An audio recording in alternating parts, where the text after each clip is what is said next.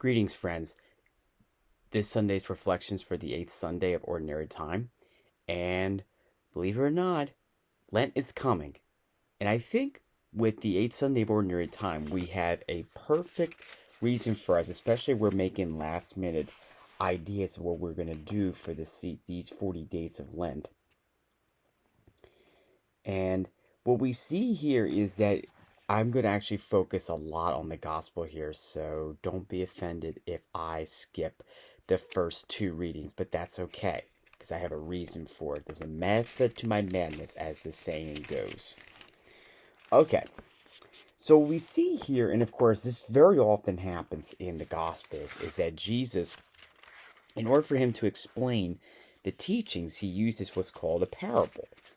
And the parable really is a way of him using a metaphor or analogy, and we use that a lot in our everyday language.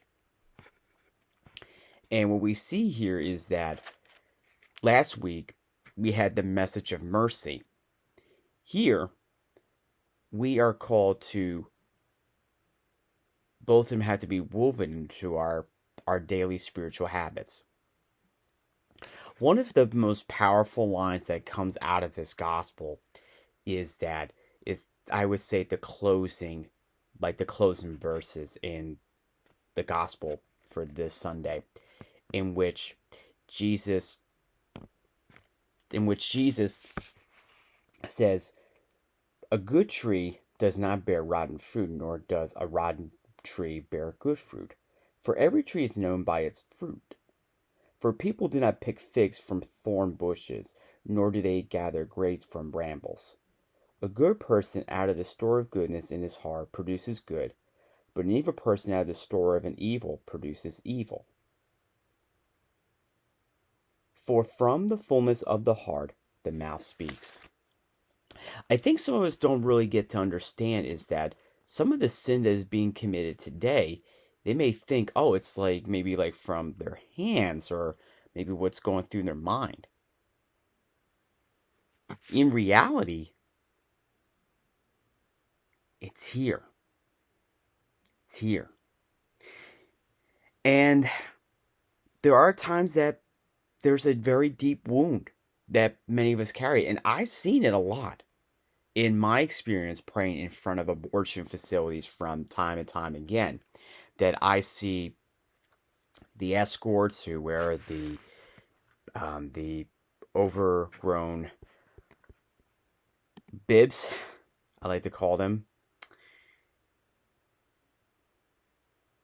and they would just give you that little salt. They give you the salty looks, and they would try to jeer you oftentimes, and especially the security lady, there's just a very, very talk for, a lady, of course.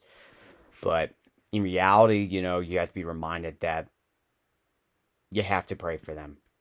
And they do carry, and let's face it, every woman that has had an abortion, they have a deep wound. And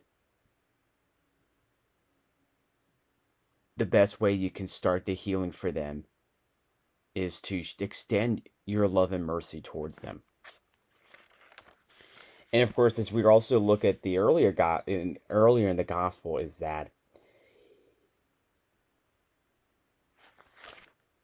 there's also a splinter that, well, of course, you have to be medically trained to know how you remove it properly. Because I remember talking to a friend of mine, and she works in the medical field. She had to help someone to remove a splinter because someone, made a bonehead decision to chop wood without, protective gear.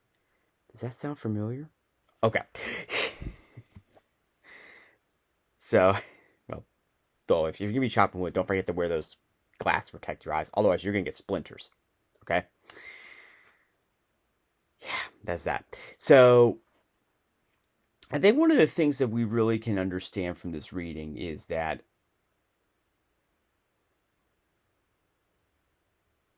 there are splinters that are keeping us from the truth. And they have to be removed. And we need people that have a great relationship with Jesus, and that on fire with their faith to really help us remove the splinters. And it all starts with us. As we look at it, my brothers and sisters,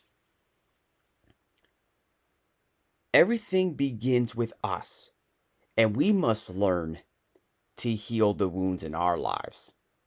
We must learn to be ready to carry that cross, because as we embark on our Lenten journey very soon, we are getting ready for the biggest moment in salvation history. What am I talking about? Okay, I'll show you what I'm talking about. That moment right there when Jesus hung on the cross, suffered, and died for you and me.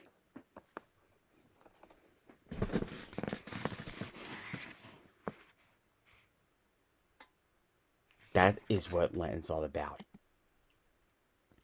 So, my brothers and sisters, today's challenge. Have we taken a good look at our hearts? Is there a lot of baggage there? Do we need to seek God's mercy in the sacrament of penance to be forgiven? Have we been merciful towards others, even if they did not want that mercy today? Have we emulated love and mercy together in our daily lives? Where are we lacking? Should we approach our enemies differently? Should we learn how to better talk to people? Well, things like that. And it's a struggle.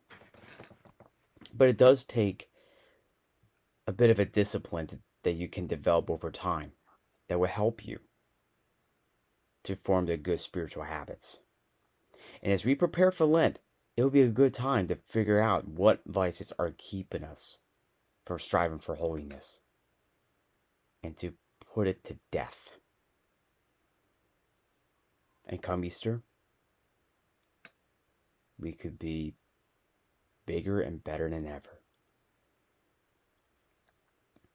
My brothers and sisters,